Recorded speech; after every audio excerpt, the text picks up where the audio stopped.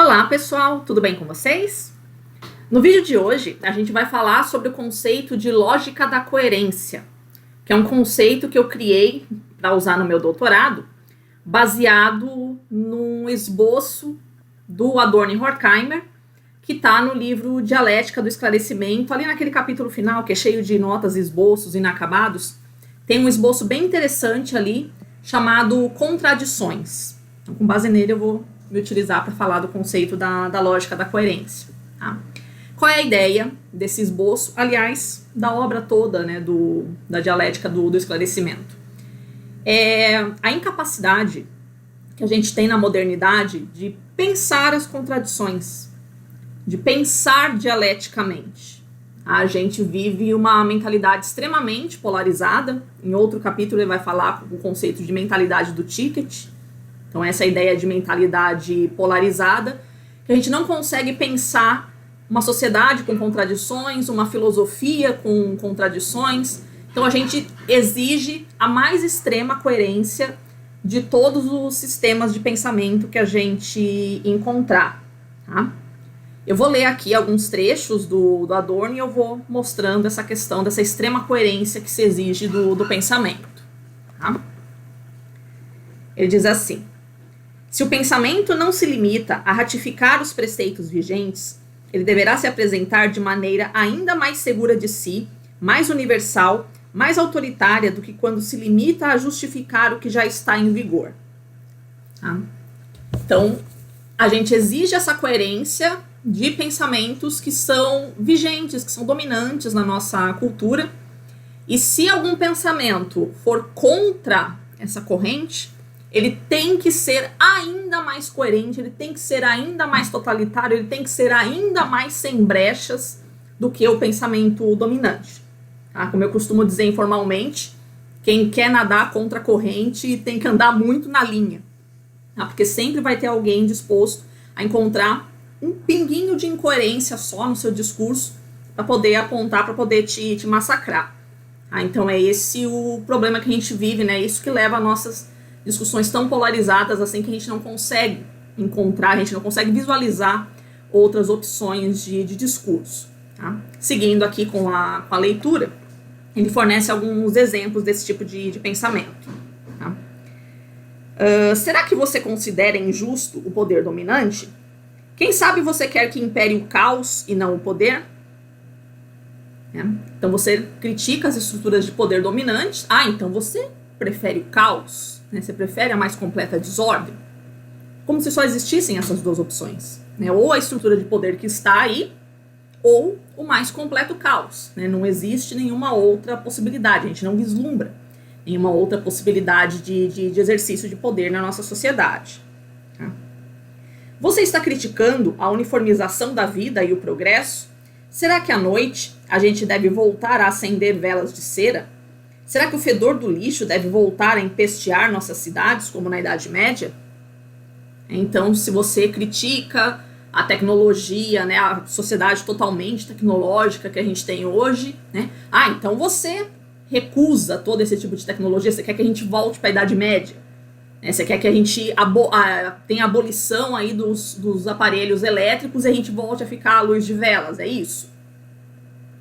Também, como se só existissem essas duas opções, não existe uma vida que não seja aquilo que a gente já deixou para trás, mas que também não seja uma vida totalmente administrada, totalmente tecnológica, totalmente vigilante, como a gente vive, a gente não consegue pensar outra possibilidade.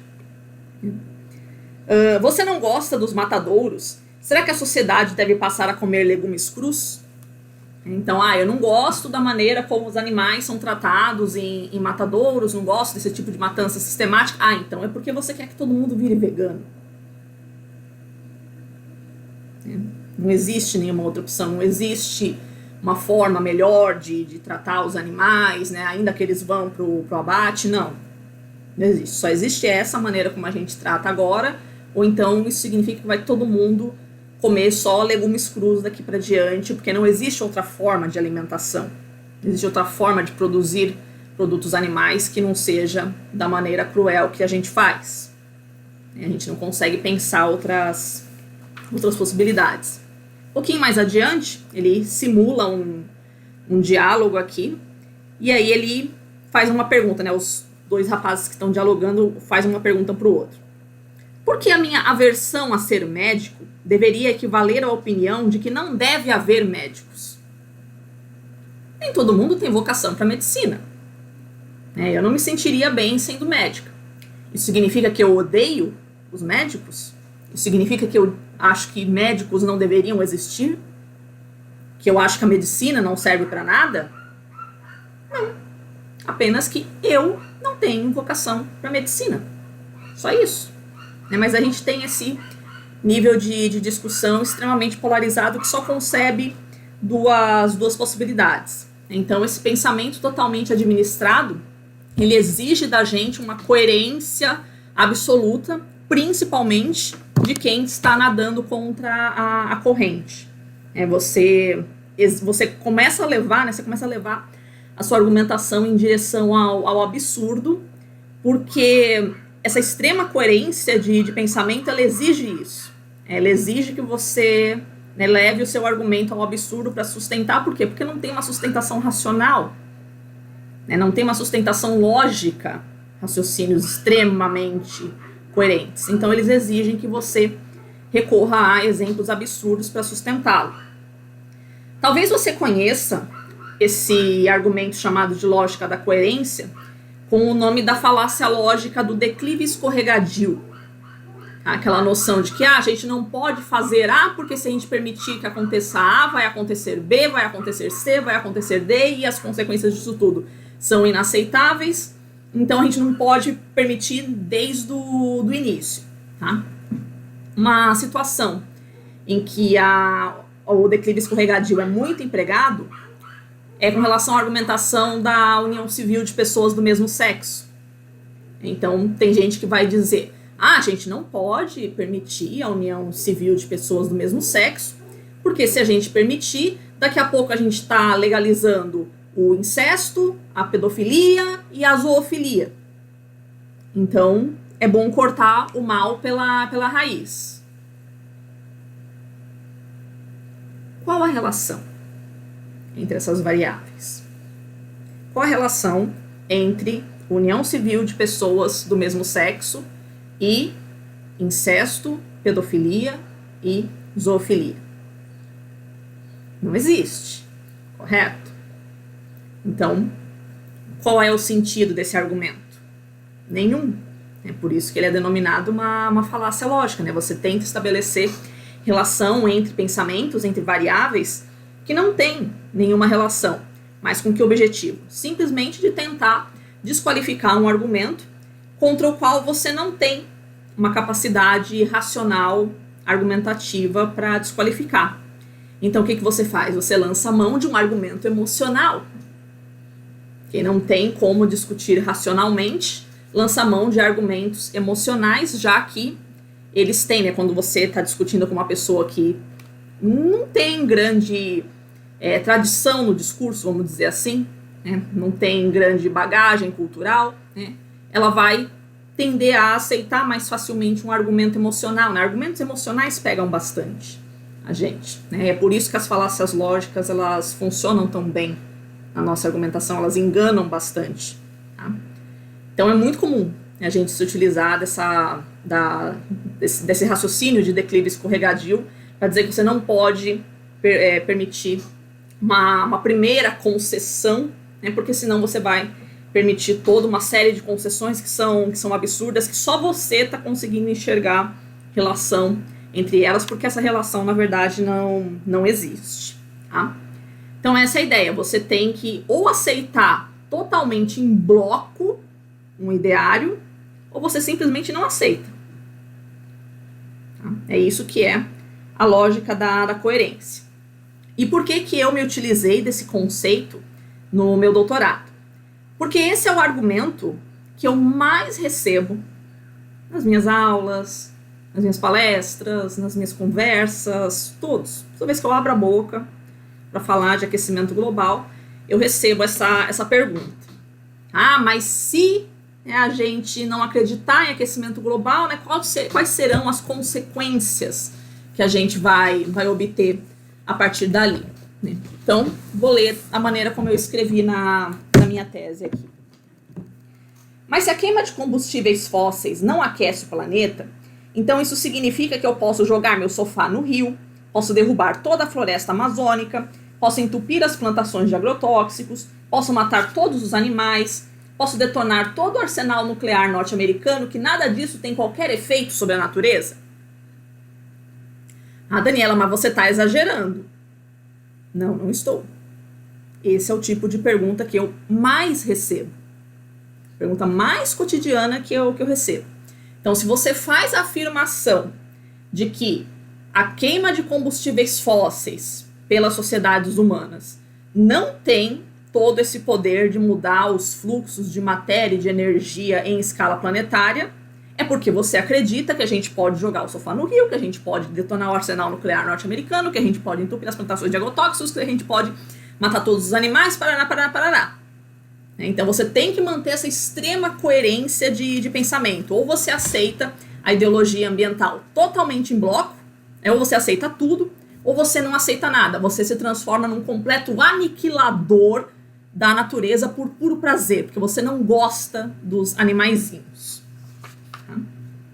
Convenhamos que, para pessoas que acreditam não só que o clima do planeta é controlado pelo escapamento de seus automóveis, como também que aquecimento global, poluição dos rios, desmatamento, contaminação de alimentos, extinção de espécies e hecatombe nuclear é tudo a mesma coisa, o raciocínio efetivamente deve fazer muito sentido.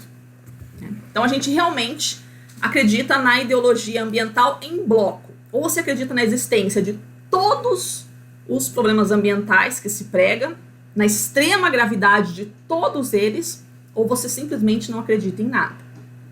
Tá? Não existe aí nenhum tipo de nuance, né, de pensamentos intermediários. Tá? Isso é uma mentalidade extremamente polarizada. Né? O mais curioso é que são justamente essas pessoas que me fazem essas perguntas que depois se queixam que a gente vive uma mentalidade extremamente polarizada nos dias atuais. Mas não vou entrar nessa seara, isso fica aí para uma outra discussão eventualmente. Tá? Então, o que denuncia esse argumento da lógica da coerência? Ele nada mais faz do que denunciar a incapacidade que tem o meu interlocutor de desqualificar o meu argumento racionalmente. Então, ele lança a mão desse argumento emocional. Se você disser que dióxido de carbono não aquece o planeta, você está estimulando o desmatamento da floresta amazônica, ela vai virar um deserto e vai acabar tudo e vai todo mundo morrer torrado. Qual a relação? Qual a relação entre a afirmação de que dióxido de carbono, no ritmo que os seres humanos lançam na atualidade, não tem a capacidade de mudar os fluxos de matéria e de energia do planeta em escala planetária, equivale a uma posição favorável à aniquilação da floresta amazônica? Qual a relação que existe entre essas duas variáveis? Se não apenas algo que é enxergado por alguém que tem uma mentalidade polarizada e que não tem a capacidade de desqualificar um argumento físico. Quando a gente diz, a baixa troposfera não está se aquecendo no ritmo que seria esperado de acordo com a teoria do aquecimento global antropogênico. O cara vai conseguir desqualificar esse argumento? Não vai. Ele não tem bagagem cultural suficientemente para isso. Não porque não esteja à disposição dele. Tá? E não porque não seja da capacidade intelectual dele adquiri-la. É por desinteresse mesmo. Tá? Nada contra. Ninguém tem que ser interessado em todos os assuntos. Mas se você se propõe a discutir um assunto, espera-se que você tenha a capacidade de discuti-lo. Ou então, não entre na discussão. Então, já que você não consegue desqualificar o argumento racionalmente, você tenta desqualificá-lo emocionalmente. Eu não trabalho com argumentos emocionais. Tá? A minha argumentação vai ser racional.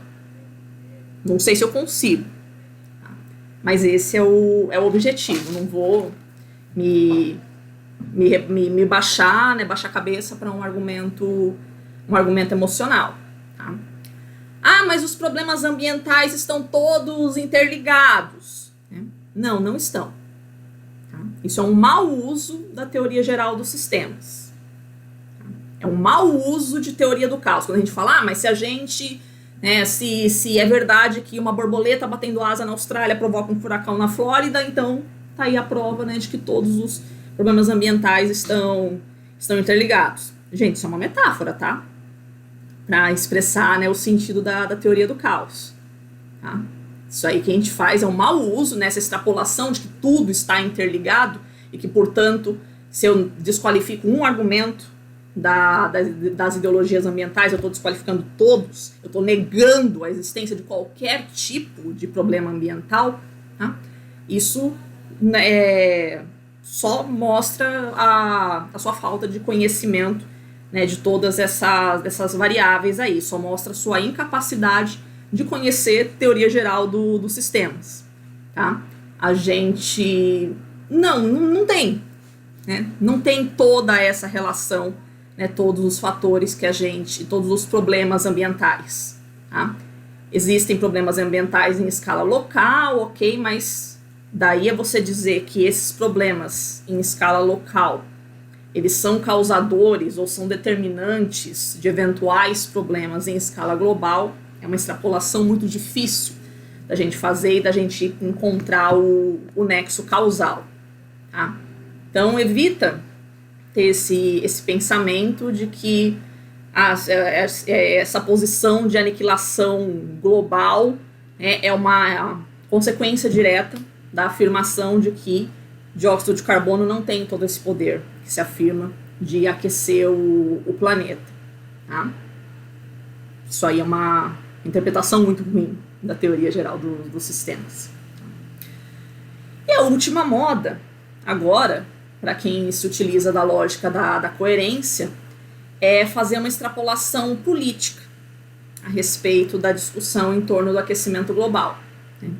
Se você está questionando a validade da emergência climática, é porque você votou em fulano, é porque você apoia a política de fulano, é porque você apoia o governo do fulano.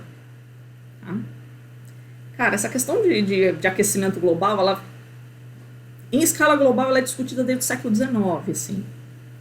Tá? Então, que tipo de relação com o quadro político atual a gente pode fazer? Tá? Século XIX? 18. Me enganei. Então, não, né? Mais uma maneira de você tentar desqualificar o argumento de forma emocional. Não quero me vincular com determinada figura, então, né, vou ficar quietinho, não vou me pronunciar a respeito de nenhuma afirmação cética do aquecimento global. Tá? É só mais uma maneira de um aquecimentista que não tem condições, não tem bagagem cultural para poder questionar um argumento físico, né, de física atmosférica, ele tenta questionar você, né, te colocar realmente contra a parede agora, querendo te ligar com determinadas figuras políticas. Tá? De novo, né, tudo aquilo que a gente já falou, todo esse tempo aqui, não existe nenhum tipo de relação entre essas variáveis, a não ser alguma relação que você, meu interlocutor, está inventando completamente com o intuito de amedrontar. Tá? Então, para quem tem esse medo, né, de se identificar, de ser identificado, melhor dizendo, com alguma dessas figuras políticas, né, saiba que isso é simplesmente uma maledicência do seu interlocutor para tentar desqualificar o seu argumento, sendo que ele não tem capacidade de fazer isso racionalmente. Tá? Então essa que é a questão da lógica da coerência, um argumento extremamente falho, extremamente rasteiro que é usado pelos aquecimentistas para desqualificar os céticos, e no entanto, mesmo sendo extremamente rasteiro, ele é o mais utilizado. Tá? Então fica aí a dica para a gente tentar elevar um pouquinho o nível do debate, sugerindo argumentos um pouco mais difíceis de desqualificar, né? Porque esse é muito tranquilo. Realmente não existe nenhuma relação entre essas variáveis que você está colocando, só você enxerga isso, ok? Muito obrigada pela presença, pela audiência, pessoal. Até a próxima!